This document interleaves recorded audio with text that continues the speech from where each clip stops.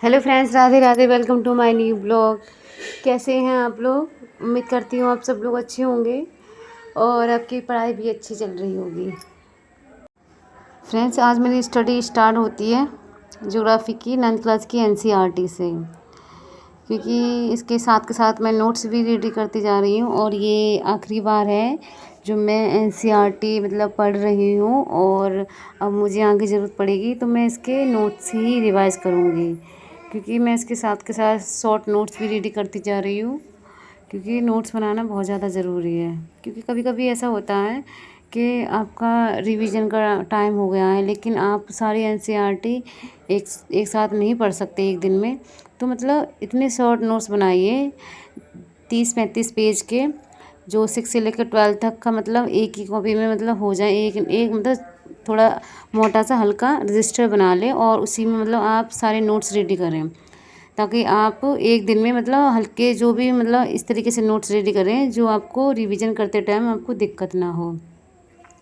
तो आज मैं वही एनसीईआरटी अभी 9th 10th एंड 11 और 12th की रह गई है। तो आज तो मैं 9th की कर रही हूँ। 9th करने के बाद फिर मैं 10th की करूँगी।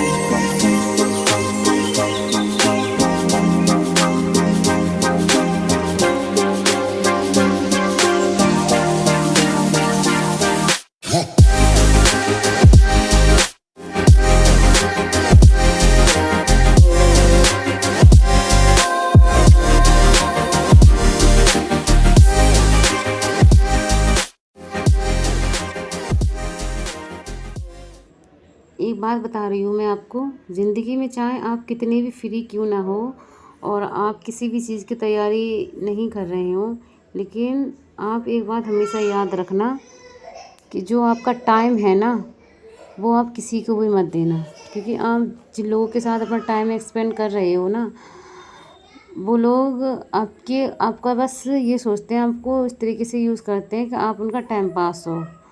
अगर सच में अगर उन लोगों को आपकी वैल्यू होगी ना, तो वो चाहे कहीं पर भी चले जाएंगे इस दुनिया में, किसी भी पार्टी में शादी में वो आपको ज़रूर मिस करेंगे। ये नहीं है आपको एक ऑप्शन के तौर पे मतलब वो यूज़ कर रहे हैं। तो मैं बस आपसे ये कहना चाहती हूँ, अगर आप कभी ये सोच रहे हैं ना अगर आपके पास कुछ भी नहीं है तो आप गलत सोच रहे हैं।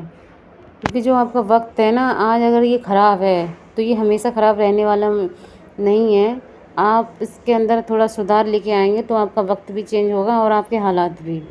बस आपको खुद की आदतों को और जिस तरीके से आप अपनी ज़िंदगी जी रहे हैं उसे थोड़ा चेंज करना पड़ेगा और थोड़ा उस तरफ मुड़ना पड़ेगा जहाँ रास्ता मेहनत की ओर जाता है। पॉइंट इस बात में यही है कि अगर आप अपनी ज़िंदगी से बहुत ज़्यादा दुखी हैं, बहुत सारे लोग ये कहते हैं हमें हमारे पास कुछ भी नहीं है, हमें भगवान ने क्या दिया है। देखो, भगवान आपको डायरेक्टली आके तो नहीं देंगे ना कुछ भी कि ये लो तुम इतने सारे पैसे लो और अपनी ज़िंदगी में ऐश करो और जो करना है तुम करो। आपको स्ट्रॉन्ग बनना पड़ेगा, आपको खुद के लिए मेहनत करनी पड़ेगी। और ज़िंदगी में आगे बढ़ने के लिए इंसान दिन रात एक कर देता है, और चाहे वो कोई भी मतलब आपका सपना क्यों ना रहा हो। हर एक इंसान अपनी ज़िंदगी अच्छे से जीना चाहता है कि उसके पास हर फैसिलिटी हो, गाड़ी बंगला कुछ भी मतलब जो भी है, मतलब इंसान की एक ज़रूरतें होती हैं। लेकिन कोई भी इंसान कभी ये नहीं सोचता कि मुझे ये सारी चीज़ें फिजूल में नहीं चाहिए, ना किसी की खैरात में, मुझे ये सारी चीज़ें मेहनत से कमानी है। और फ्रेंड्स, मैं अपनी ये बात बता रही हूँ, मैंने जब मुझे अपने आप में एक ऐसा फ़ील हुआ कि मैं एक मैच्योर्ड होती जा रही हूँ, तब से मैंने हमेशा ये सोचा है कि ज़िंदगी में मेरे पास सारी फैसिलिटी हों। और हर एक इंसान की एक इच्छा होती है। देखो, ज़िंदगी आपको एक ही दी है भगवान ने, नहीं पता आपको कि अगले जन्म में आपका इंसान का ही मिले।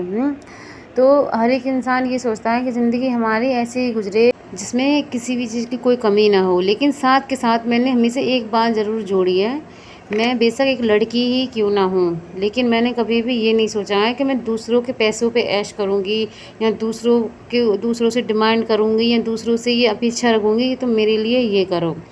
क्योंकि आप ये किसी से अपेक्षा भी रखते हैं ना कि सामने वाला बंदा आपके साथ ऐसा करे, तो देखो वो कर तो देगा आपके कहने पर, क्योंकि आपने मुंह से बोला है। लेकिन ज़िंदगी में ऐसा मूड 100% आएगा, चाहे वो रिश्ता आपके लिए कितना ही क्यों ना इम्पोर्टेंट हो, कोई भी रिश्ता मान लो आप, एक दिन आपको ये एहसास दिला ही देगा कि आप उसके बदौलत मतलब इस तरीके से ज़िंदगी जी रहे हो, और वही आपका मतलब जो भी आपके शौक़ मौज है वही आपको पूरा कर रहा है। देखो, जब इंसान किसी दूसरे पे इतना भरोसा करता है ना कि मुझे कमाने की क्या ज़रूरत है, वो मेरे लिए इतना कुछ कर रहा है, तो भाई बहुत ज़्यादा ज़रूरी है। ज़रूरी नहीं है कोई भी रिश्ता है आपकी ज़िंदगी में, आप किसी भी मतलब रिलेशनशिप में हैं, आप चाहे मैरिड हो या अनमैरिड हो, लेकिन आपको एक दिन ये रिश्ता ऐसा दिला ही देगा कि आपको खुद के पैरों पे खड़ा होना कितना आपके लिए ज़रूरी था, और आपने ये गलती क्यों की। इसलिए ज़रूरी नहीं है कि आप बड़ी परीक्षा की तैयारी करें या आपने मतलब पढ़ाई नहीं की है। जो भी मेरे फ्रेंड्स हैं, बहुत सारे लोग होते हैं जो पहले के ज़माने के जो पढ़ाई नहीं कर पाते थे, उनके घर की कंडीशन इस तरीके की होती थी। तो आप खुद का कोई साइड बिज़नेस भी खोल सकते हैं। आपके अंदर जो भी टैलेंट है आप उसे बाहर भी निकाल सकते हैं, और आप अपने लिए इतना तो कर लो कि आपको कभी किसी के आगे हाथ ना फैलाना पड़े।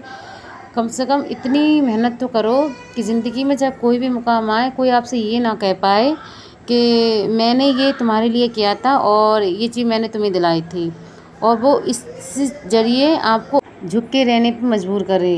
देखो, ज़िंदगी में चाहे आप कुछ भी बर्दाश्त कर लेना, लेकिन अगर जहाँ आप गलत नहीं हैं, जहाँ आपकी सेल्फ़ रिस्पेक्ट नहीं है, वहाँ तो आपको जाना ही नहीं है, चाहे वो कोई भी जगह क्यों ना हो। देखो, लोग आज के ज़माने में प्यार में इतने अंधे हो जाते हैं, उन्हें खुद की सेल्फ़ रिस्पेक्ट का भी ख्याल नहीं रहता है।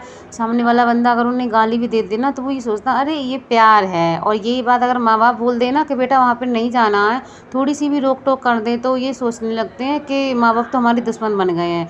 और 4 दिन का इंसान उनकी लाइफ में आके चाहे उन्हें कितना भी ओवर सुना ले, यहाँ तक कि उनकी माँ बहन की भी गाली दे देना, तो भी वो मतलब ये सोचता है केयरिंग है, पॉजिटिव है, इस तरीके के मतलब उनके मन में थॉट आते हैं। लेकिन वही इंसान आगे चल के जब उन्हें धोखा दे, तब उन्हें अपने माँ बाप का ख्याल आता है कि हाँ, मैं कितनी गलत थी। तो गलत होने का गिल्ट पालने से अच्छा है ज़िंदगी में पहले अपना करियर बना लो, उसके बाद जो भी आपको डिसीजन लेना है ना ज़िंदगी में, कुछ भी लेना है उसके बाद ले लेना। क्योंकि अगर आपका करियर भी नहीं है, आप एक इस तरीके की ज़िंदगी जी रहे हैं कि सामने वाले इंसान के ऊपर पूरी तरीके से हैं कि वही मेरा पूरा ख्याल रखेगा, और उसके बिना मेरी ज़िंदगी अधूरी है।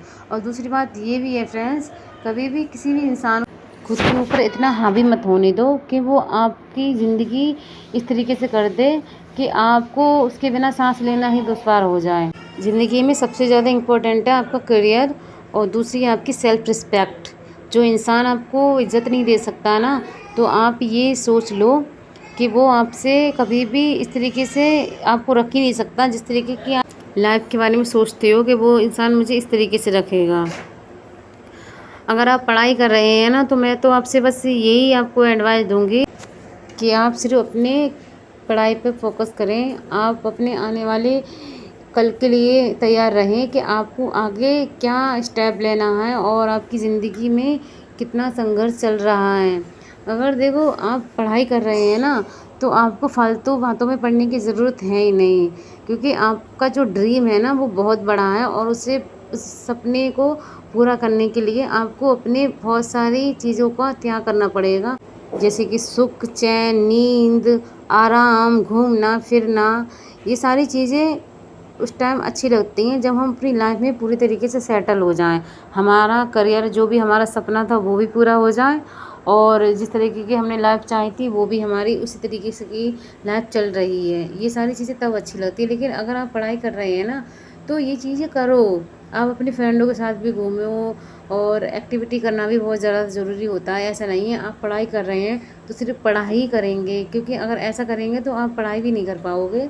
लाइफ में वो सारी चीज़ें करनी चाहिए जो आप करना पसंद करते हो, लेकिन जब आप पढ़ाई कर रहे हो तो इन चीज़ों की लिमिट कम हो जानी चाहिए, बस 10-15 मिनट के लिए, ओनली वन, ताकि आपका माइंड फ्रेश पूरी तरीके से हो जाए और आप अपनी पढ़ाई अच्छे से कर लो।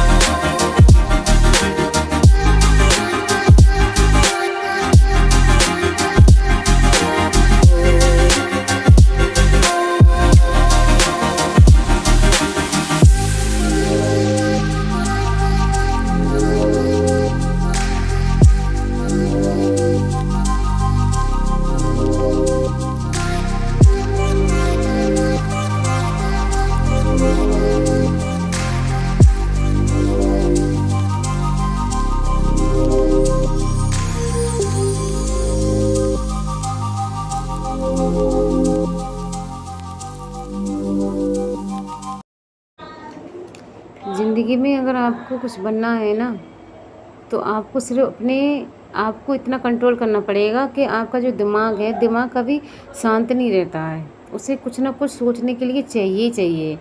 अगर आप पढ़ाई कर रहे हैं तो आपके मन में अगर आपने कुछ आगे का प्लान सोचा है, मतलब हमने कुछ भी काम घर का ही काम करने के लिए सोचा है, तो आपका दिमाग ज़्यादातर उसी चीज़ के लिए जाएगा कि नहीं पहले ये कर लें उसके बाद हम पढ़ाई करेंगे। तो इसलिए सबसे पहले तो आपको अपने माइंड पे कंट्रोल करना सीखना पड़ेगा कि अगर आप पढ़ाई कर रहे हैं तो उस टाइम सिर्फ पढ़ाई पर ही ध्यान हो आपका और दूसरी कोई सी चीज़ पे ना हो। तो थोड़ा अपने माइंड को कंट्रोल करना भी सीखें आप। जो आपका दिमाग इधर उधर भागता रहता है ना, कभी हमारा दिमाग शांत नहीं रहता है और हम कितना भी चाहें कि हम बिल्कुल मतलब ओनली पढ़ाई पे ही ध्यान दें, लेकिन ऐसा कभी नहीं हो पाता। लेकिन अगर हम कोशिश करेंगे तो ये ज़रूर हो जाएगा। बस आपको अपनी कुछ चीज़ों को सुधारना पड़ेगा। जैसे कि आप पढ़ने जा रहे हो तो उस टाइम आपके दिमाग में ना कोई भी काम ना हो, या मतलब आपने पहले से ना सोच लिया हो कि हाँ आप उस काम को इतने टाइम करोगे। तो इसलिए आपको कुछ आदतों को भी सुधारना पड़ेगा। अगर कोई भी काम अगर पढ़ा भी है तो आप ये सोचो वो करेंगे तो आप पढ़ाई करने के बाद ही, तो इससे ये होगा कि हमारी पढ़ाई अच्छे से हो जाएगी और जितना भी हम पढ़ेंगे वो अच्छे से हमें समझ में आएगा।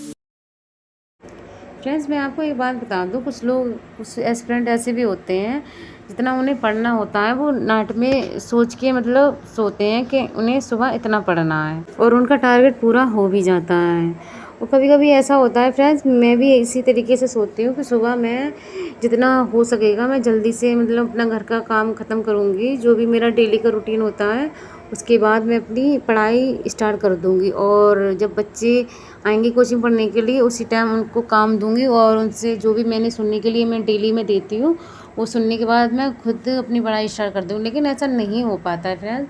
हम अगर किसी इंसान को अगर कोई भी ज्ञान देना चाह रहे हैं ना, या आप कोचिंग पढ़ा रहे हैं पढ़ाई के साथ साथ, तो आप उसमें सारे एफर्ट लगा दोगे कि वो बच्चा ज़्यादा से ज़्यादा सीखे। तो यही मेरा हाल होता है, मैं कितनी भी कोशिश कर लूँ लेकिन मैं ये सोचती हूँ अगर कोई भी बच्चा कमज़ोर है ना पढ़ाई में, अगर जितना मैं जानती हूँ मैं ये सोचती हूँ वो ज़्यादा से ज़्यादा जाने। और मैं उन बच्चों में इतना कोशिश करती हूँ कि वो बच्चे इतना पढ़ लिख लें कि उनके माँ बाप इतनी मेहनत कर रहे हैं तो आगे चल के वो अपने माँ बाप का नाम रोशन कर सकें। अभी तो फ़िलहाल वो 5th 6th क्लास में हैं और अभी उनका 5th क्लास के एग्ज़ाम हुए हैं, उसके बाद वो 6th क्लास में आएंगे। और उनके माँ बाप बहुत ज़्यादा मेहनत करते हैं और बड़ी मेहनत से उनको पढ़ा रहे हैं। तो मैं उन्हें यही समझाती हूँ, देखो बच्चों अभी इतने मैच्योर नहीं है वो, लेकिन आप अगर समझाएंगे किसी भी इंसान को तो वो समझ ही जाएगा कि अगर आपके माँ बाप अगर आपके ऊपर पैसे खर्च कर रहे हैं ना तो उनका कोई शौक़ नहीं है, वो हमेशा आपसे ये उम्मीद रख रहे हैं कि मेरा बच्चा ज़्यादा से ज़्यादा सीख जाए। और वो अपनी जो उनकी औकात होती है ना, जिस तरीके से वो मतलब पैसे कमा रहे हैं धूप में खड़े होके, वो उनसे ज़्यादा दुगना करने की सोचते हैं कि मेरा बच्चा किसी से भी पीछे ही ना रहे। तो मैं हर एक इंसान से जो भी मतलब किसी भी चीज़ की आप तैयारी कर रहे हैं तो उनसे मैं यही कहना चाहूँगी, जितना हो सके आप अपने सारे एफ़र्ट डाल दो पढ़ाई करते टाइम। आप मतलब ये सोच के पढ़ाई करो कि आप आज लास्ट बार पढ़ रहे हैं और कल आपका एग्ज़ाम है। तो मैं गारंटी से बोलूँगी कि कोई भी बच्चा कभी भी ये सोच के निराश नहीं होगा कि उसका पहली बार उसका सिलेक्शन नहीं हुआ। इंसान ये सोच लेता है अरे अभी तो इतने महीने हैं निकल जाएगा। और जो लोग 2 साल की मतलब टारगेट सेट करके चलते हैं तो वो मतलब वो धीरे धीरे धीरे जितना हम कम टारगेट सेट करके चलेंगे ना उतनी हमारी स्पीड बढ़ेगी और उतनी हम स्मार्ट तरीके से पढ़ाई कर सकेंगे। मुझे लगता है कि अगर आप अपनी यूपीएससी की तैयारी ग्रेजुएशन के फाइनल ईयर से कर रहे हैं तो आपके लिए 1 साल काफ़ी है अगर आप स्मार्ट तरीके से पढ़ाई करते हैं तो। क्योंकि अगर आपने अपना बीएस क्लियर कर लिया है और आपने एनसीईआरटी 6 से लेकर 12 तक सारी पढ़ ली हैं तो आपके लिए ये आसान होगा कि आपको 1 साल तो मतलब लगेगा ही लगेगा, 1 डेढ़ साल आप मान के चलो। और आप अगर अच्छे से पढ़ाई करेंगे तो आप 100% फर्स्ट अटैम्प्ट में आपका निकल सकता है। फ्रेंड्स मैंने ग्रेजुएशन से नहीं अपनी पढ़ाई की थी, मैंने तो अपना पढ़ाई ख़त्म करने के बाद मैंने 2 साल बाद मैंने अपनी ये यूपीएससी की जर्नी स्टार्ट की है और मुझे टाइम हो जाएगा। अब मैंने अपना 1 साल का टाइम मतलब उसमें लेकर चल रही थी और सही मायने में मैंने अपनी यूपीएससी की तैयारी 2024 में स्टार्ट की है सही तरीके से। और मेरा टारगेट है 2025 का, तो मेरा फर्स्ट अटैम्प्ट होगा 2025 में। मुझे ऐसा लगता है कि मैं तब तक अपनी पूरी तरीके से तैयारी कर लूँगी और इसके बाद रहेगा मेरा ओनली रिवीजन, क्योंकि रिवीजन मैं ज़्यादा से ज़्यादा करूँगी।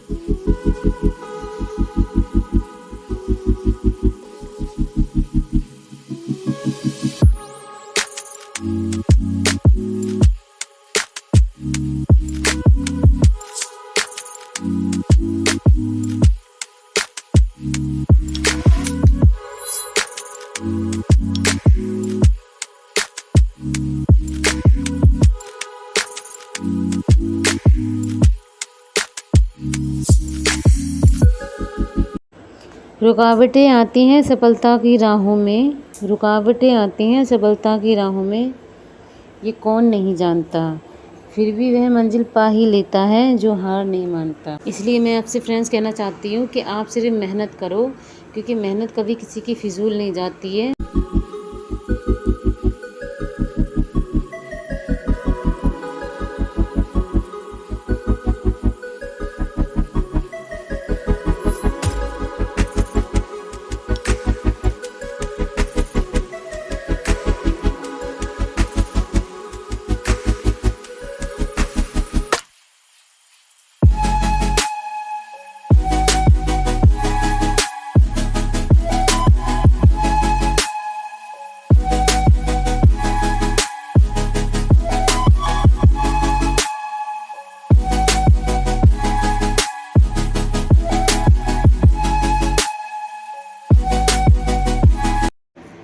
इसलिए मेहनत करना बहुत ज़्यादा ज़रूरी है। आप लेटे लेटे बिस्तर पे पड़े पड़े सपने देख रहे हैं, तो आप सिर्फ सपने देखते ही रह जाएंगे, और जो आपने सपना देखा है वो कोई और ही पूरा कर लेगा। इसलिए सपने देखना बहुत आसान है, उसने पूरा करने के लिए अपना सुख चैन सब गंवाना पड़ता है।